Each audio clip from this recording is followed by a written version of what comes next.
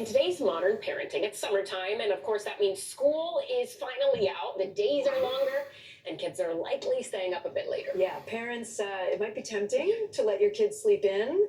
I do it all the time, but the experts agree that keeping a consistent sleep schedule and routine is important for their minds and for their bodies. Joining us now is sleep expert Dr. Carol Ash. She's going to help us wade through the do's and the don'ts. Dr. Ash, good to see you again. Thanks, so Lily.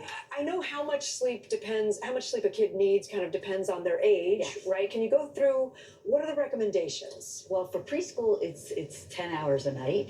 For school age, it's 9. And for teens, 8 to 9. And younger children even need more sleep, but that's the general rule.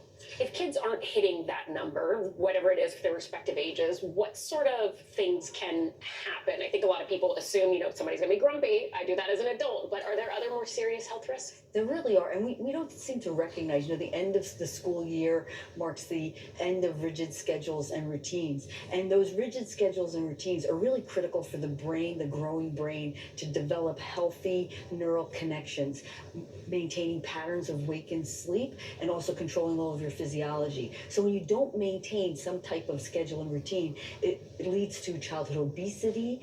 You can have diabetes, and it can alter the actual structure of the growing brain. So memory, learning, judgment can be impaired, and you'll be less likely to emotionally regulate, so tantrums and irritable behavior, which will certainly make not for fun summer. Yeah, well, we even had on the screen addictive behaviors Yes, can be yes. more prominent maybe in teenagers if they're not getting the Correct. rest they need. All right, so what do parents do? Because I have a 17 or 20-year-old, so I'm out of the early childhood years, but still, it's hard to get your kids to go to bed at night, your teenagers to go to bed at night in the summer. It really is. And in the summertime, let's face it, it's going to be inevitable because the daylight is longer as you go. So bedtime creeps later and later. Yes. How do you change that? How do you create a structure? In fact, you're not likely going to do that in the summertime. So it's okay, accept the later bedtime and wake up time, but keep it consistent. That's the key. So again, the schedule, consistent schedule, and the routines. So it's a great time to reconnect with your child and read stories, a book at night. You want to get rid of the electronics. That's critical, especially in young kids.